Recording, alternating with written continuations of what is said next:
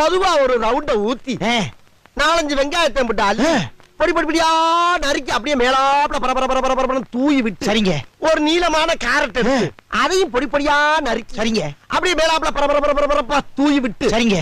ஒரு 16 கரண்டி நெய் எடுத்து சரிங்க. அதுல 6 கரண்டி நெய்ய உள் சைடு அப்படியே லேசா விளாவி விட்டு சரிங்க. 10 கரண்டி நெய்ய தோசைக்கு வெளி சைடு அப்படியே மேலாப்ல விளாவி விட்டு சரிங்க. இட்லி பொடி இருக்கு பாத்தீங்களா, அத அப்படியே அள்ளி மலை சாரல் மாதிரி அதை மேலாப்ல பரபர அப்படியே பேய விட்டு சரிங்க. பொத்துனாப்ல அப்படி ஒரு பரட்டு இப்படி ஒரு பரட்டு அப்படி பரட்டி விட்டு அப்படியே ரெட்டி கலர்ல முருக விட்டு அழகா மடிச்சு கமன்னு ஒரு ஊத்தப்பத்தை எடுத்துட்டு வாங்க. சரிங்க. அண்ணனுக்கு ஒரு ஊத்தப்பம்.